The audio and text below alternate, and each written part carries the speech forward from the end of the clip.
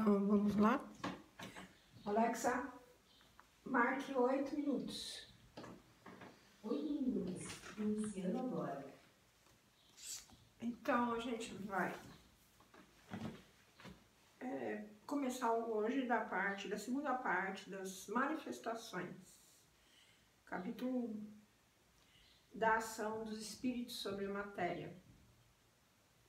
Posta de lado a opinião materialista, porque condenada pela razão e pelos fatos, tudo se resume em saber se a alma, depois da morte, pode manifestar-se aos vivos. Reduzida assim a sua expressão mais singela, a questão fica extraordinariamente desembaraçada.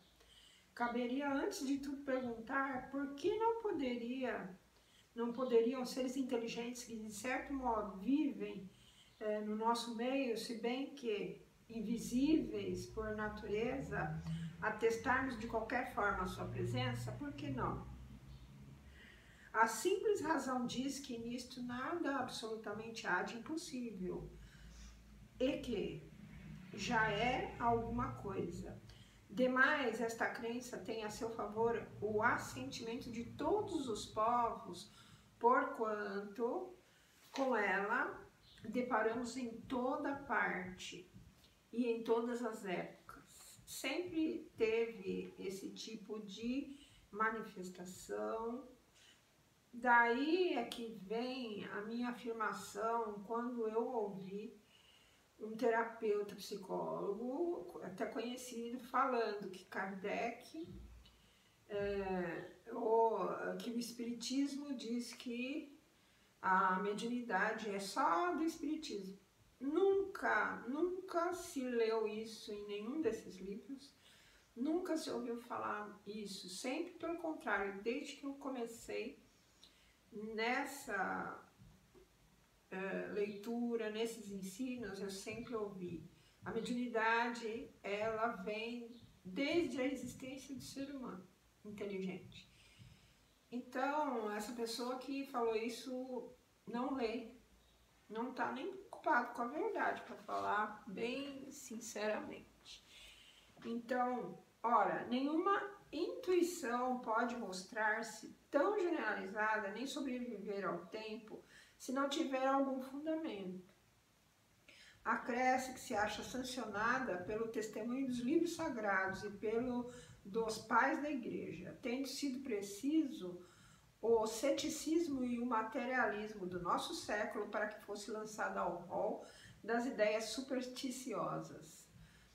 Se estamos em erro, aquelas autoridades o estão igualmente.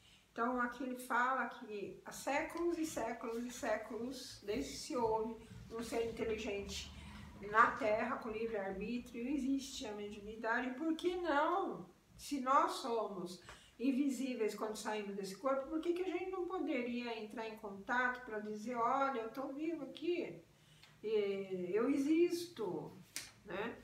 Porque deve ser uma dor indescritível você passar por uma outra dimensão e as pessoas aqui jogarem todas as suas coisas fora e nem pensarem mais, nem sequer fazer uma prece, porque é o medo do fantasma, é o medo do desconhecido e acabou, morreu, acabou, né? Aí esse pensamento dói para quem foi para o outro lado.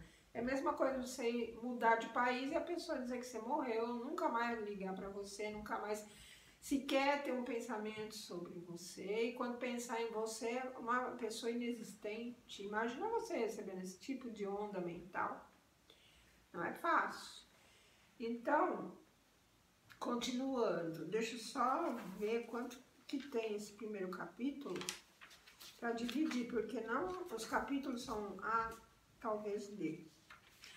Então, mas isso não passa de considerações de ordem moral.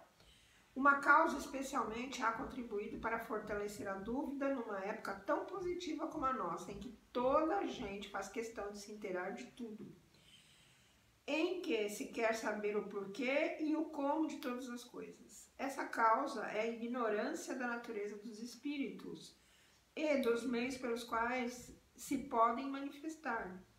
Adquirindo conhecimento daquela natureza e destes meios, as manifestações nada apresentam de espantoso e entram no cômputo dos fatos naturais.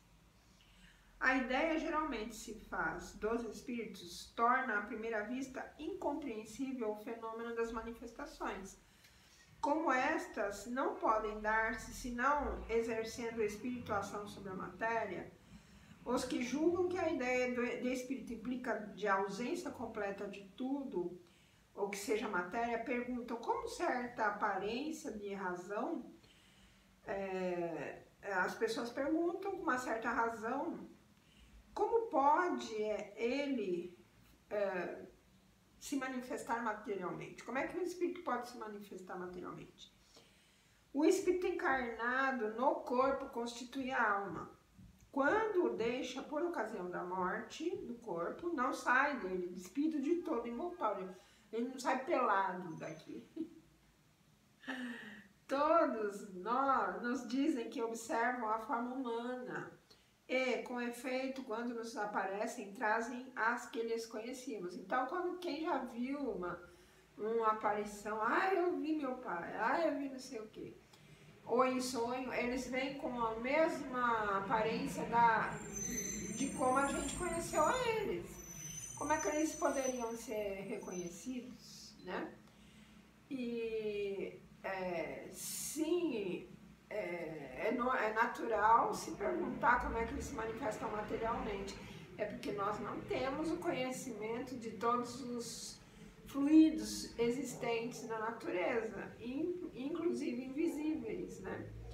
Observemos atentamente no instante em que acabam de deixar a vida. Acham-se em estado de perturbação. Ele diz aqui que ele observou esses espíritos no instante que eles acabaram de sair do corpo. Kardec ele era cientista doido, daqueles bem maluco. A pessoa estava ali desencarnando, ele estava chamando o espírito da pessoa. Ele fazia isso com uma equipe. Era cientista.